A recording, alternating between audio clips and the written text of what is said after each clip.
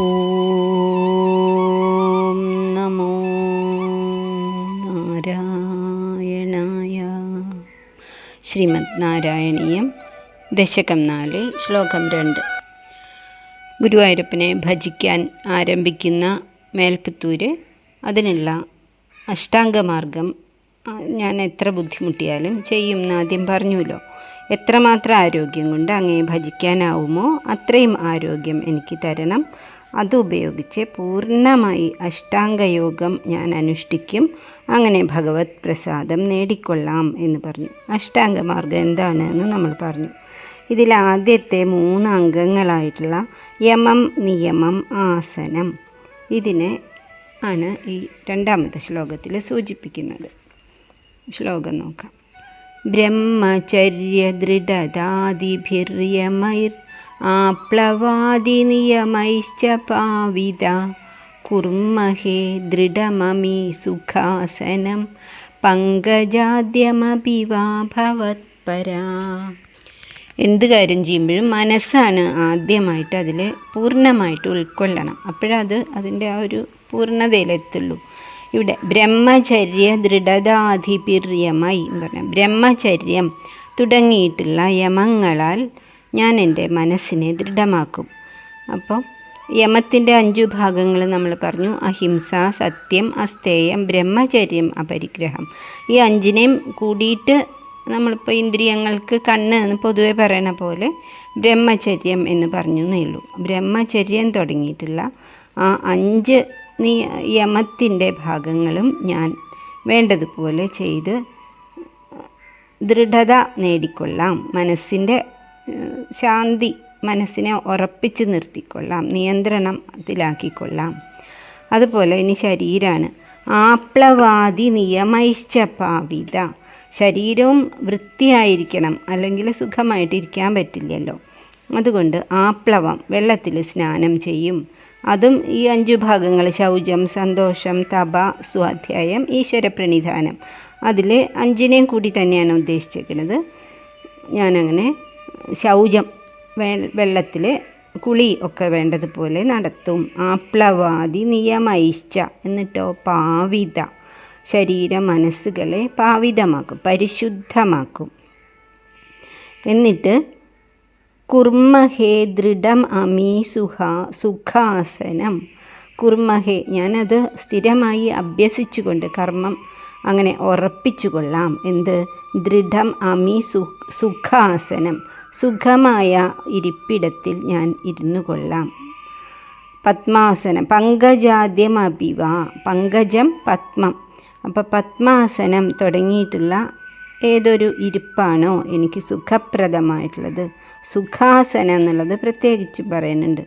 ശരീരം അനങ്ങാതെ കുറച്ച് സമയം ഭഗവാനെ മാത്രം മനസ്സിൽ ഉറപ്പിച്ച് എത്ര സമയം സുഖമായിരിക്കാൻ പറ്റുമോ അതിന് പത്മാസനം തുടങ്ങിയിട്ടുള്ള ഏതൊരു ആസനത്തിൽ ആയാലാണോ, ഏതൊരു ഇരിപ്പിൽ ആയാലാണോ നമുക്ക് കുറച്ച് നേരം ഇരിക്കാൻ പറ്റുക, അങ്ങനെ ഞാൻ ഇരുന്നിട്ട് ഭവത്പര, അങ്ങയെ ആശ്രയിച്ച് എൻ്റെ ഭക്തി വർദ്ധിപ്പിക്കുന്നതാണ്. ബ്രഹ്മചര്യം തുടങ്ങിയിട്ടുള്ള യമങ്ങളാലും ആപ്ലവം, സ്നാനം തുടങ്ങിയിട്ടുള്ള, ആപ്ലവം എന്ന് പറഞ്ഞാൽ സ്നാനം തുടങ്ങിയിട്ടുള്ള നിയമങ്ങളാലും പാവിതം, പരിശുദ്ധമാക്കിയിട്ട് കുർമഹേ ദൃഢമമീ സുഖാസനം, ഞാൻ സുഖമായ എനിക്ക് യോജിക്കുന്നതായ ഒരു ഇരിപ്പിടത്തിലിരുന്ന് പങ്കജം തുടങ്ങിയിട്ടുള്ള പത്മാസനം തുടങ്ങിയ ഏതെങ്കിലും ഒരു ആസനത്തിലിരുന്ന് ഭവത്പര, ഭഗവാനെ തന്നെ ചിന്തിച്ചു കൊണ്ടിരിക്കും എന്നാണ് അതിൻ്റെ വേർഡ് മീനിങ്. സുഖാസനം എന്ന് പറഞ്ഞാൽ മനസ്സും ശരീരവും തമ്മിൽ വളരെ ബന്ധമുണ്ടല്ലോ. അപ്പോൾ ശരീരം സുഖമായിട്ട് അനങ്ങാതെ ഇരിക്കാൻ സാധിച്ചാലേ, ആസനജയം നേടിയാലേ മനസ്സും അതുപോലെ ഇരിക്കുള്ളൂ. കാലാട്ടുക, അതുപോലെ മൊബൈലിൻ്റെ ശബ്ദം വരുമ്പോൾ അത് ശ്രദ്ധിക്കുന്ന വിധത്തിൽ വയ്ക്കുക, കൊതുകിനെ അടിക്കേണ്ടി വരിക, ഇടയ്ക്ക് എണീറ്റ് നടക്കുക, അങ്ങനെയൊന്നും ചെയ്താൽ ഇതിൻ്റെ ആ ഫലം പൂർണ്ണമാവില്ല. ജ്ഞാനികളുടെയൊക്കെ കാര്യം നമ്മൾ കേട്ടിട്ടുണ്ടല്ലോ. എത്രയോ ദിവസങ്ങൾ ബോധം പോലും ഇല്ലാതെ വിവേകാനന്ദ സ്വാമിയാവട്ടെ, ശ്രീരാമകൃഷ്ണ പരമഹംസരാവട്ടെ, രമണ മഹർഷിയാവട്ടെ, എത്രയോ ആൾക്കാർ അങ്ങനെ മണിക്കൂറുകളോളം, ദിവസങ്ങളോളം അവർ ആ ശ്വാസം പോലും ഇല്ല എന്ന് തോന്നുന്ന വിധത്തിൽ അവരിയ്ക്കാറുണ്ട്. അവരതുകൊണ്ട് നേടുന്ന ആ ശക്തി, മനഃശക്തി, ഹിമാലയത്തിലെ യോഗികളായാലും അങ്ങനെയാണ് പറയാം, ധ്യാന നിമീലിതം ആയിട്ട് അവരിയ്ക്കും. അത്രയ്ക്കൊന്നും നമുക്കിപ്പോൾ പറ്റില്ലല്ലോ. അപ്പം അതുകൊണ്ട് ആദ്യം ഒരു 5 മിനിറ്റ് ഏത് സ്ഥിതിയിലിരിക്കാനാണോ നമുക്ക് പറ്റുക, കാല് നീട്ടിയിട്ടോ എങ്ങനെ വേണമെങ്കിൽ ഇരിക്കാം, അത് തന്നെയാണ് സുഖാസനം.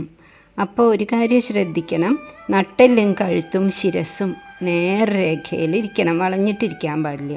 ഇത് ഭഗവത്ഗീതയിൽ പ്രത്യേകം പറഞ്ഞിട്ടുള്ളതാണ്. നട്ടെല്ല്, ശിരസ്, കഴുത്ത് ഒരേപോലെ വടി പോലെ ഇരിക്കണം.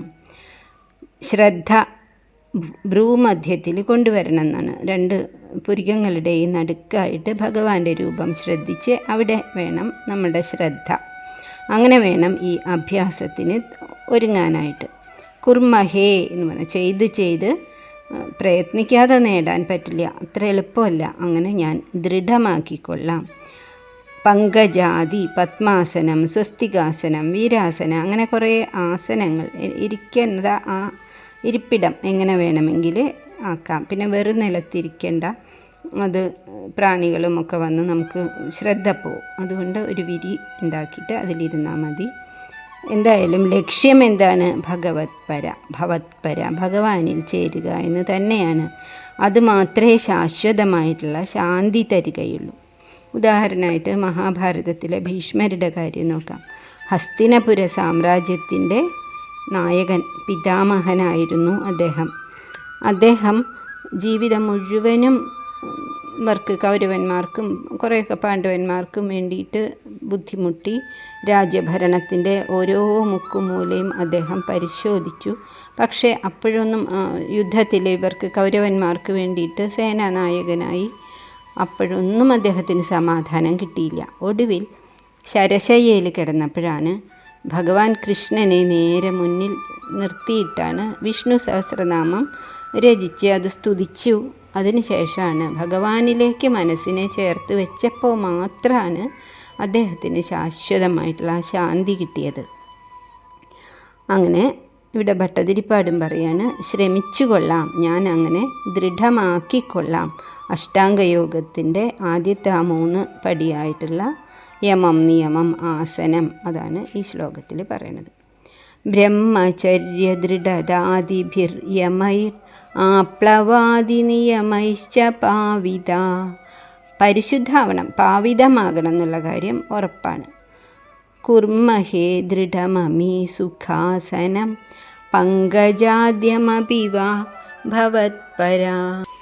അഷ്ടാംഗയോഗത്തിലേക്ക് ശ്രദ്ധയുണ്ടെങ്കിൽ ആദ്യം നമ്മളും ഇതുപോലെ തന്നെ യമം വഴി മനസ്സിനെ, അഹിംസ, ഒന്നിനെയും ഉപദ്രവിക്കാതിരിക്കുക, എല്ലാവർക്കും നന്മ വരണം എന്നുള്ള ഒരു ചിന്ത മനസ്സിലുണ്ടാകുക, സത്യം മാത്രം, തുറന്ന പ്രകൃതിയുള്ള മനസ്സാക്കുക, അസ്തേയം, ആരുടെയും ഒന്നും ആഗ്രഹിക്കാതിരിക്കുക, ബ്രഹ്മചര്യം, കുടുംബം ഒഴിവാക്കുക എന്നല്ല, ഭഗവാനിലേക്ക് മനസ്സിനെ തിരിക്കുക, അപരിഗ്രഹം, അധികം